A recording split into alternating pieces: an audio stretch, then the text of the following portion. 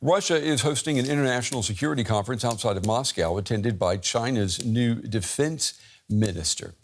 The new defense minister's presence is seen by Western countries as a sign of support for Russia's war in Ukraine. Now, in his opening address, Russian President Putin again blamed the West for fueling unrest around the world. Russian allies Belarus, Iran, and Syria are also attending this conference. Well, for more, I'm joined now by Alexander Gerlach. He's a senior fellow at the Carnegie Council for Ethics in International Affairs. He joins us tonight from Albania. Alex, it's good to see you. Russian President Putin, he opened this conference by ripping into the West. I'm wondering, is this just business as usual, or should leaders here in Berlin and Brussels and Washington, should they be worried about anything new? Well, it's the same sort of conspiracy theories that he's spreading, and we do not really know if he believes that comes from his isolation during the pandemic. However, I think it's quite clear that who is disturbing the world order, that is people like President Putin, who invaded Ukraine, and you have mentioned already who else is there at this conference. These are not very simpatico countries, so right. That is just speaking for itself. So I feel like, but what is interesting is that like this summit did not get much media attention. I was just checking and browsing through our German media outlets and some English speaking ones. And I feel there is sometimes like the attention missing to just really be part of the conversations that are happening.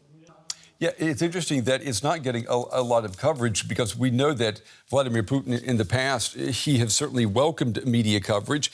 The star of this conference, it's not really Russia, it's China, for sending its new defense minister there, who says he wants to strengthen military cooperations going from Asia to South Pacific, Latin America, and even here in Europe. Is he sending a message to the United States?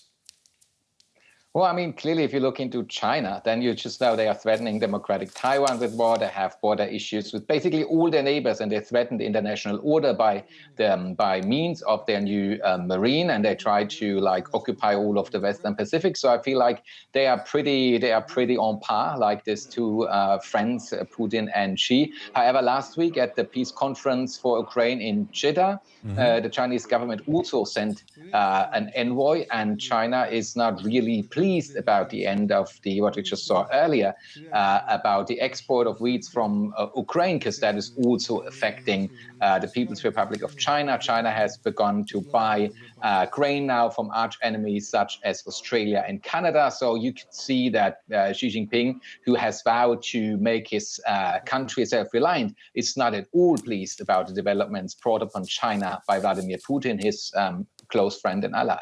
And what about India? India is also attending this conference. It certainly has come under fire here in the West for not distancing itself from Russia following the invasion of Ukraine.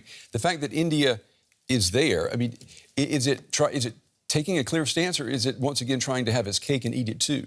Oh, I mean, Narendra Modi is... Well, I mean, that's true. I mean, from some countries in the so-called global south, that they do not want to be in one camp or the other. And I feel that's fair enough. That's true for India and Brazil to some extent, but also Nigeria, Indonesia. So these are countries that have gained more access. They've also gotten more developed in the last couple of decades, and now they also want to be part of this international order. And the free world, as we call it from Canada to Germany, has to make room for these new countries, because they want to rather be part of this free world order rather than in China's orbit. However, having said that, the Indian leader, Narendra Modi, is not really a democratic leader, as he's alienating 200 million Muslims in his country.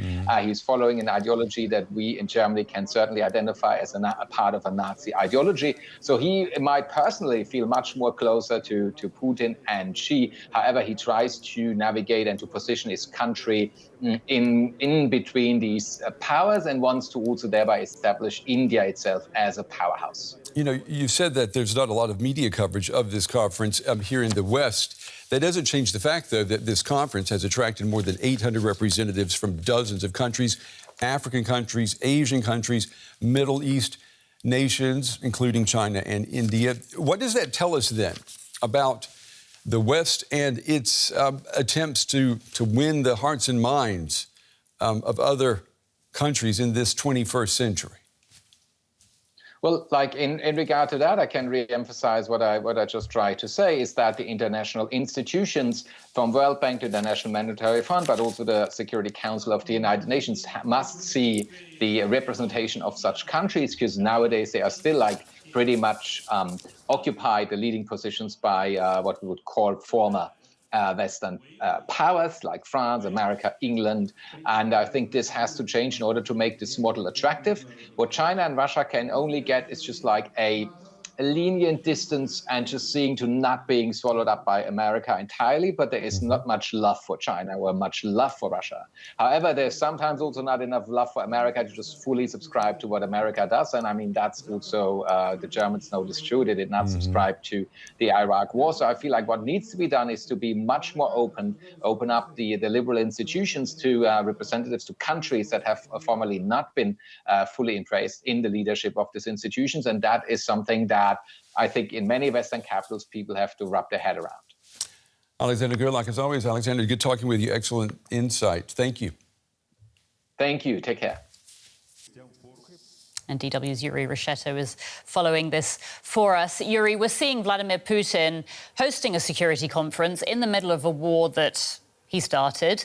Can you give us a sense of what the tone of this conference has been so far? Well, Russia's president spoke in rather general terms about his view on the world, and you mentioned that there was nothing in that view that appeared new. The same blames on the West, above all the USA and NATO, which Putin believes are putting billions into Ukraine to keep the war going. Of course, Putin didn't mention who started this war, namely Russia.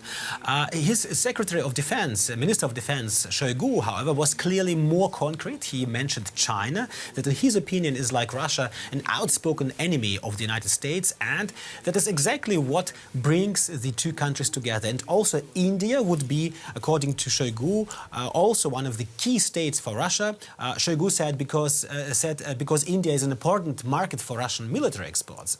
This message was, of course, timely because next Tuesday the leaders of the so-called BRICS countries will meet, including Russia and India. OK, and so does this mean that India has now picked a side in this conflict? Because it's always been very careful, hasn't it, to not take sides in an obvious way? Well, I wouldn't imply that India doesn't want peace in Ukraine, but it seems that despite the war, Russia continues to be India's largest arms supplier. And buying Russian arms, India indeed supports the Kremlin. The question here would be rather, or whether Russia will have so much capacity to export so much military production in the future, now in the middle of the war, in which it needs a lot of war technology itself. OK. Now, Moscow says that 76 nations are taking part in this conference. We've talked about China.